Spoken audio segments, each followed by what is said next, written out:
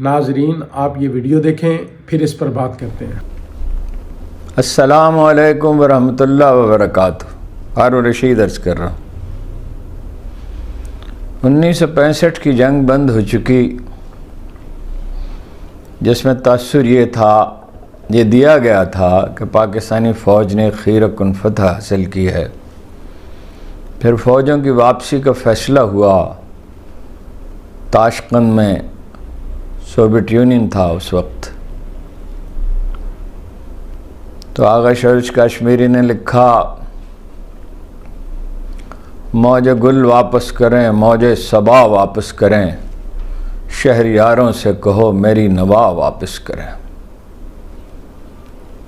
रात में रखते सफ़र बांधा सरे तस्लीम खम, मेहर महकी रौनकें भी रहनुमा वापस करें।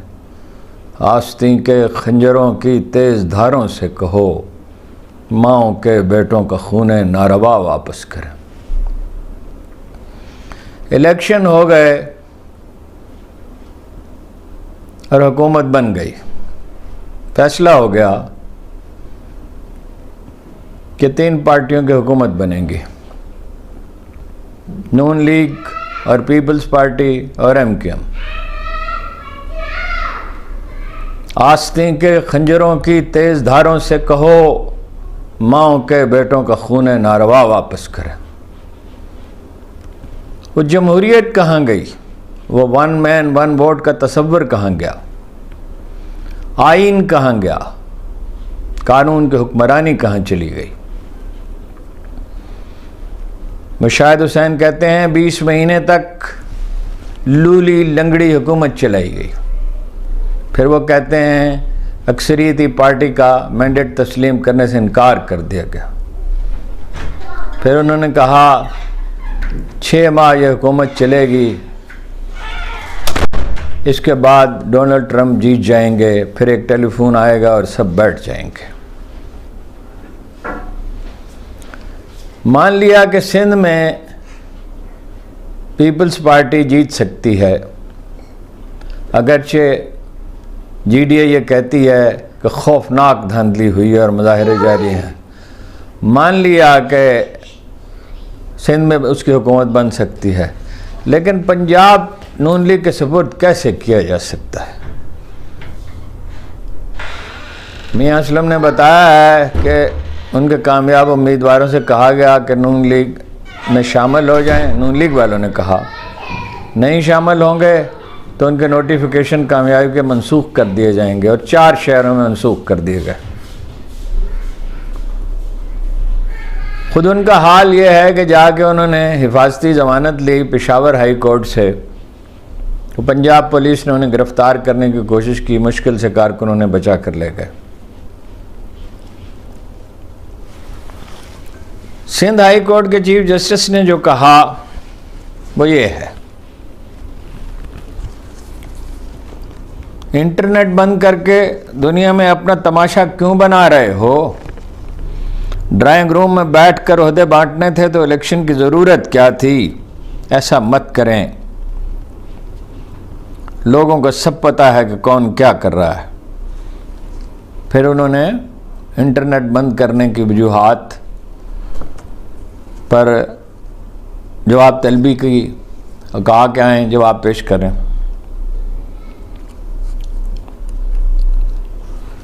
वज़ीर आज़म तो नवाज शरीफ खुद बनना चाहते थे, मगर उन्हें बताया गया कि अगर वज़ारत उज़्मा उन्हें चाहिए, जिन लोगों ने तोहफे में ये इलेक्शन सीटें उन्हें दी थी, उन्हें कहा आपने वज़ीर आज़म बनना है तो साहबजादी वज़ीर आला नहीं बन सकती। उन्होंने भाई को वज़ीर आज़म नामज़द किया, साहबजादी को वज़ीर आला नामज़द किया, और ख़ुद सुपर लीडर बनकर बैठ गए, खुद मौजे तंग हो गए। आपके पास मैंडेट ही नहीं है पंजाब का। वो जबरान साहब ने कहा कि कराची में इलेक्शन कमीशन में रिटर्निंग अफसर आए, जब उन्होंने दरख्वास्त दायर की, किसी ने, हमने फार्म 45 पेश किए, किसी ने फार्म 45 पे एतराज़ नहीं किया, न वो अपने फार्म 45 लेकर आए। इसके बावजूद मामला इलेक्शन कमीशन को भेज दिया गया। वो इलेक्शन कमीशन जिस पे किसी को एतमाद नहीं, किसी को। सेनेटर मुश्ताक ने तो ये कहा कि उन्होंने गद्दारी का इर्तिकाब किया है, जमहूरियत से बेवफाई तो की है, इसमें कोई शुबा तो नहीं है। और कोई दूसरा आदमी होता तो अब तक मुस्तफी हो चुका होता। पख्तूनख्वा में गवर्नर होगा नून लीग का, और पंजाब में गवर्नर होगा पीपल्स पार्टी का, और बलोचिस्तान में सॉरी और सिंध में, पख्तूनख्वा में और पंजाब में होगा नून लीग का। गालबन अहमद महमूद होंगे, और कोई जाए और जाकर वहाँ पूछे रहीम यार खां में कि कितने लोग उनके हाथों सताए गए हैं। अगर ये मस्खरापन नहीं है तो और क्या है। और चीफ जस्टिस साहब ने ठीक कहा, सिंध हाई कोर्ट के चीफ जस्टिस ने, भाई इलेक्शन की ज़रूरत क्या है, मार्शल भी तो लगता है ना, एक अपना हुक्म जारी करें, सुप्रीम कोर्ट से उसकी मंजूरी लें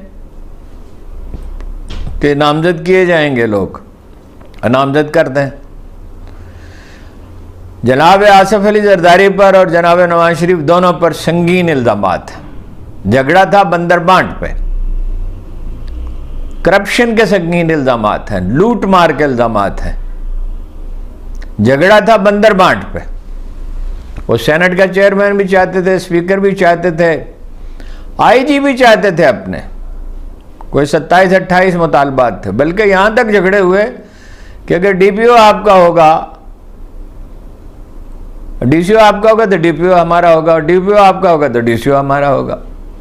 लेकिन मैंने आपसे अर्ज किया था कि फैसला करने वाले फैसला करा लेंगे, फैसला हो गया। लेकिन बात वही है, ये लंगड़ी लूली हुकूमत चलेगी कैसे। सियालकोट के लोग मोहतरमा रेहाना डार की बजाय ख्वाजा आसिफ को अपना नुमाइंदा कैसे तस्लीम करेंगे, और लाहौर वाले राजा सलमान अकरम की बजाय ओन चौधरी को कैसे अपना नुमाइंदा मान लेंगे, so on and so on. जो चीज़ चल नहीं सकती, आपने हर तरह के हरबे इस्तेमाल करके देख लिए, लेकिन अब अदालतों में तो आवाज़ें उठ रही हैं, मीडिया ने भी इनकार कर दिया है आपका दिफा करने से, सिवाय चंद लोगों के जिन्हें अपने नान और नफ़का के सिवा किसी चीज़ की फिक्र नहीं है।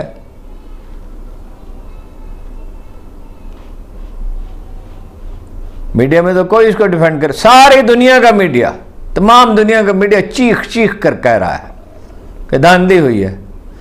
एक हुकूमत चीन के तर्जुमान ने, सदर ने नहीं, वज़ीर आज़म ने नहीं, पार्टी के सेक्रेटरी जनरल ने नहीं, वजारत खारजा के तर्जुमान ने मुबारकबाद दी है, और ज़ाहिर है दरख्वास्त पर, इल्तिजा पर दी, और उनके कहने पर दी है जिनसे वो रब्ता रखना चाहते हैं। अमेरिका तो नहीं है तैयार मुबारकबाद देने के लिए, न जिसने इमरान खान की बरतरफी का मुतालबा किया था। बरतानिया तो नहीं, फ्रांस तो नहीं, जर्मनी तो नहीं, अमारात नहीं, सऊदी अरब नहीं, मलेशिया नहीं, इंडोनेशिया नहीं, ईरान नहीं, श्रीलंका नहीं, बांग्लादेश नहीं, किसी ने इस हुकूमत की तौसीक नहीं की और करेगी भी नहीं। वो तो तहकीकात का मुतालबा कर रहे हैं। अब चीनी हमारे अलाई हैं, और हकीकी अलाई है। ये जो कहा जाता है तो ये क्लीशे नहीं है। हमाला से ऊंची और रेशम से मजबूत तर और शहद से मीठी दोस्ती, अलाई यही होते हैं जो मुश्किल वक्त में काम आते हैं। अलाई वो नहीं होते, अमेरिका हमारा अलाई नहीं है जो भीख देकर दरवाजे पे बिठाए रखता है बकौल शहबाज शरीफ के कि कहाँ कहाँ अंगूठे लगाए और कहाँ कहाँ दस्तखत किए और कितने मिन्नत समाजत की। आखिरकार हमारा अलाई तो यही है, रूस, जिससे अब हमारा कोई झगड़ा नहीं। जो झगड़ा था वो ख़त्म हुए, ज़माने बीत गए। चीन तो हलीफ है और तुर्की हमारा खैर खा है, श्रीलंका हमारा खैर खा है। श्रीलंका के तो आवाम पाकिस्तान से याशी मोहब्बत करते हैं या अज़रबैजान के, कहाँ से तौसीक होगी। और आलम इस्लाम में इस वक्त जो सबसे पॉपुलर लीडर है इमरान खान, उसके साथ धोखा दे की तौसीक कौन कर सकता है? जेल में रखा, कारकुन गिरफ्तार किए, इलेक्शन मुहिम चलाने नहीं दी, इसके बावजूद वो जीत गए, फिर नताइज तब्दील किए गए। इस इलेक्शन को कौन मानता है जी? और एक महूम ख्वाब है, एक खुद फरेबी है कि पैसे आ जाएंगे, हालात ठीक कर लेंगे और लोग आसूदा हो जाएंगे। ये नहीं कर सकते। देखिए वो फौजी हुकूमतें थी जो नहीं होनी, हरगिज़ नहीं होनी चाहिए। अयूब खान के दौर में माशी तरक्की हुई थी, अगरचे उसके सम्राट गरीब आदमी तक नहीं पहुंचे थे। ज़िया-उल-हक के दौर में तरक्की हुई थी और उसके सम्राट पहुंचे थे गरीब आदमी तक। जनरल मुशर्रफ के दौर में तरक्की हुई थी, उसके सम्राट पहुंचे थे गरीब आदमी तक। मार्शल अलग, वो अलग, सारी दुनिया में सिविल अदारे होते हैं, मगर यहाँ सिविल अदारे हैं कहाँ? अफसरशाही का हाल क्या है और FBI का क्या हाल है और रेलवे का और PIA का?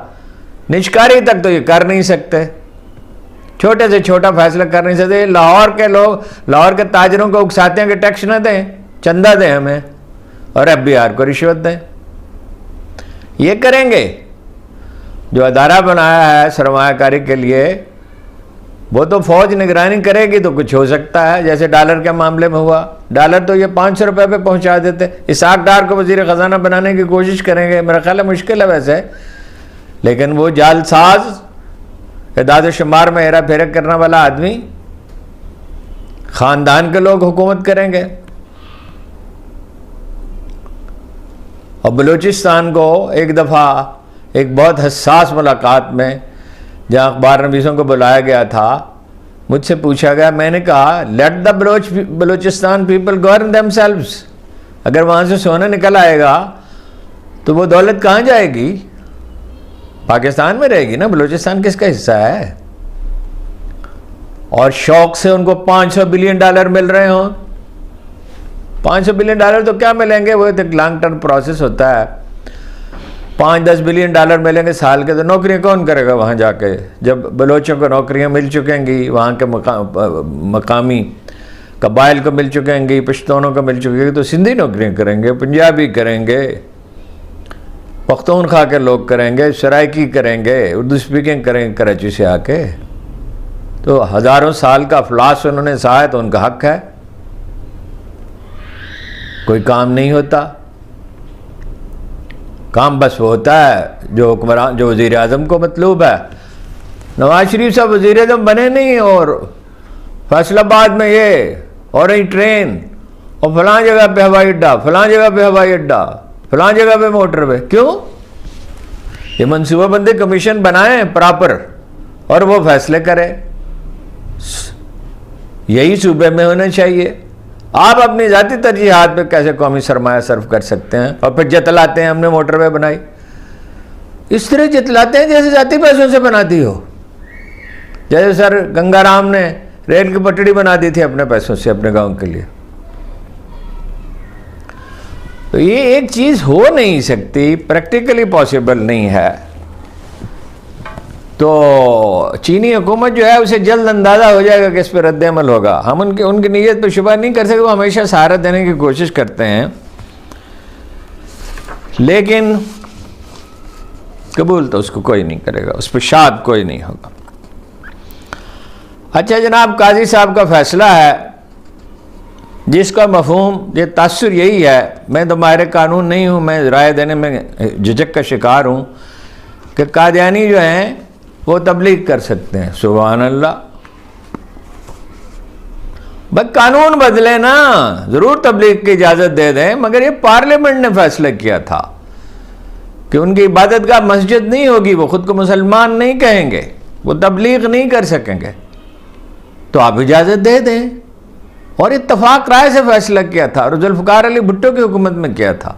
चीफ जस्टिस कैसे कानून बदल सकते हैं? ये बात बालातर है। एक आम आदमी जितनी मजहबी, एक अखबार में जब सब एडिटर भर्ती होता है तो अप्रेंटिसशिप के दौरान उसे चंद चीज़ें सिखा दी जाती हैं, मजहबी नाजुक मजहबी मामलात में, जहाँ फिर कवारियत का मसला, जहाँ फसाद फैलने का अंदेशा हो, लिसानी मामलात में और चीज़ों में आखिरी दर्जे की एहतियात दरकार है। खबर छोड़ी जा सकती है मगर छापी नहीं जा सकती। ऐसी खबर 100% सच्ची हो तब भी नहीं छापी जा सकती, गलत इंटरप्रिटेशन लोग कर लेंगे। फितने के बारे में कहा गया अल फितना तो अशद्द मिनल कत्ल, कम से कम लार्जर बेंच ही बनाए बल्कि फुल बेंच बनाए और मुहक्कम सुने उलमा से।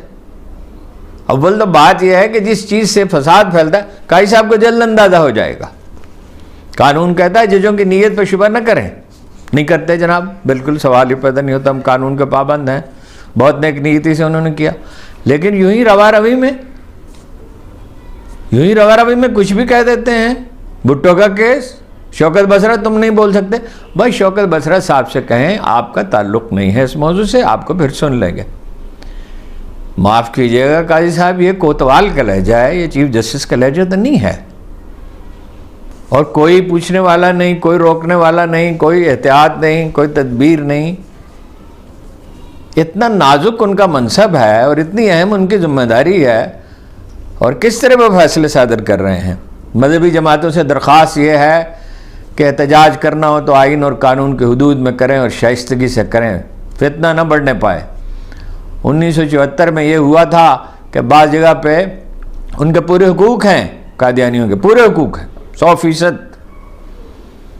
उनमें बाज़ की ज़िंदगियाँ, मुझे याद है कि रहीम यार खां में 4 आदमी जो हैं वो कत्ल कर दिए गए थे, तो हमारे ख़ानदान ने ऐलान किया था कि हम उन्हें पनाह देंगे। उस पर कोई मौलवी बिगड़े तो उन्हें जवाब दिया गया कि हम चूड़ियाँ नहीं पहनते, आइए तशरीफ़ लाइए।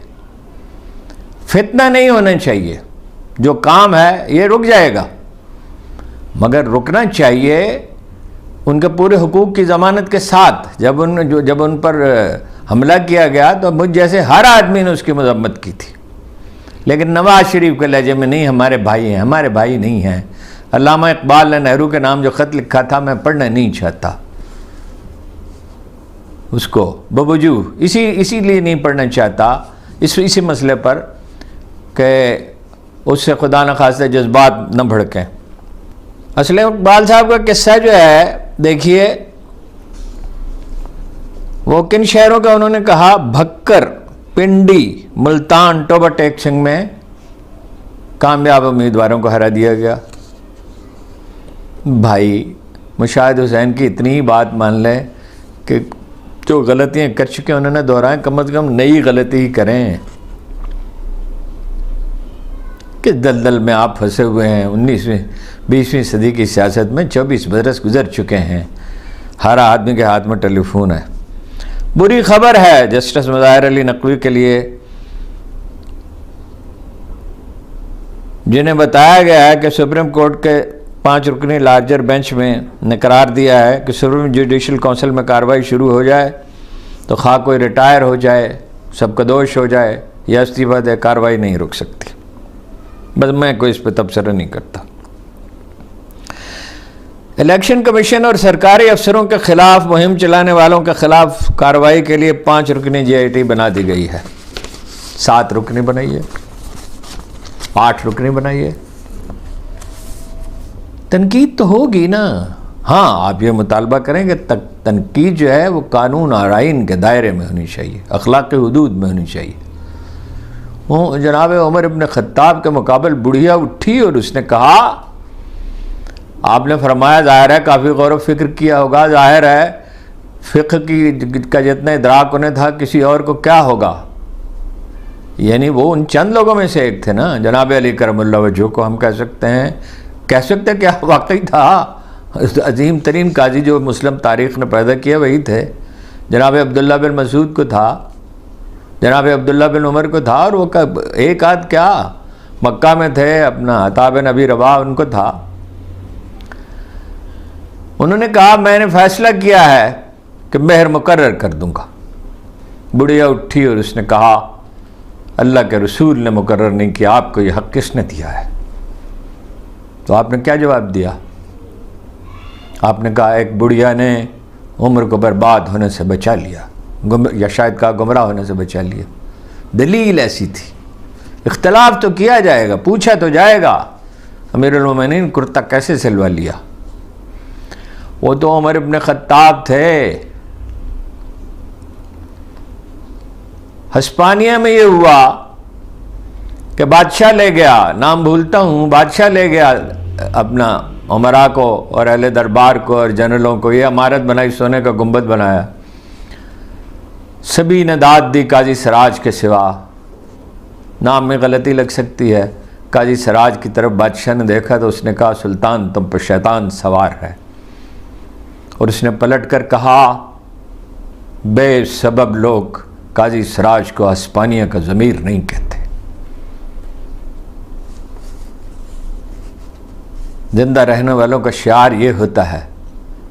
अब्दुर्रहमान के पोते को काजी ने तलब किया, ज़मीन के एक टुकड़े का झगड़ा था, यह अज़ल से चला आता है। मदीना में भी झगड़े होते, ज़मीन पे इख्तलाफ होता था, ये मेरी है ये तुम्हारी, और अदालतें फैसला करती थी। कम होते थे, होते ज़रूर थे। काजी ने कहा, आपको मालूम नहीं है सुल्तान मुअज़्ज़म कि ज़ाती तौर पे पेश होना होता है, ज़मीन का तनाज़ा अगर हो उस पर जिरा होती है। उनके चचा ने, बादशाह के चचा ने कहा, अब हमारी हालत ये हो गई कि काजी तलब करेगा सुल्तान को। तो सुल्तान ने कहा, इसमें गलत क्या है, उसने तो कानून की बात की है, और पेश हुए।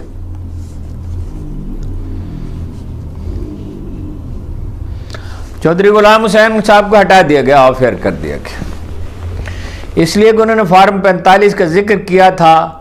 उन्हें मालूम नहीं था, या मालूम होने के बावजूद वो फॉर्म 45 का जिक्र करते रहे।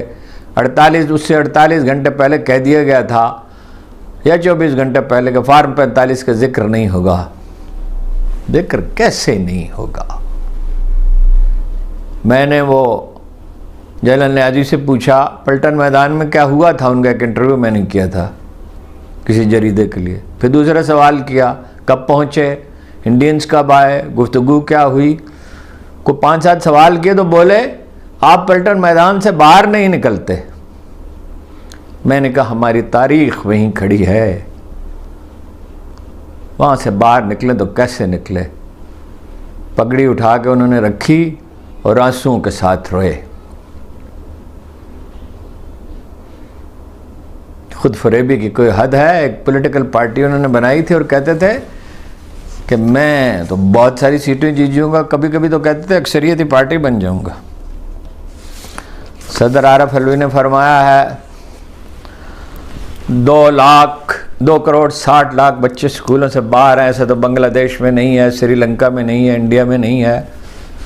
बात तो की खरी उन्होंने, मैं माफ़ी चाहता हूँ, मैंने उस दिन उनकी तकरीर पढ़ी नहीं थी, बाद में पढ़ी सुनी, तो मुझे उन पर नहीं तनकीद करनी। लेकिन आखिर में याद आया, आपको उस वक्त याद आया जब आप जा रहे थे। इस असना में कुछ तो करते। सदारत संभालने से पहले मैंने उनकी खिदमत में अर्ज़ किया था, जब लोगों को अभी मालूम नहीं था। मैंने उनसे पूछा, आप सदर बन रहे? जी मैं सदर बन रहा हूँ। मैंने कहा, तालीमी अदारे? उन्होंने कहा, इख्तियार तो नहीं है सदर का कोई। हसरत देखा झलक रही थी लहजे में। मैंने कहा, तालीमी अदारे, सफारत खाने, मरकज़ और सूबों के ताल्लुकात। इख्तियार क्या चीज़ होती है? इनिशिएटिव होता है। इतना बड़ा मनसब, अगर आप इनिशिएटिव, न यूनिवर्सिटियों के लिए कुछ किया, न कॉलेजों के लिए कुछ किया, दारुल हुकूमत में न स्कूलों के लिए कुछ किया, हत्ता कि एक प्रपोजल तक एक कागज़ पर लिख के नहीं भेजी। ये बेहिसी, ये बेनियाजी, ये ला ताल्लुकी,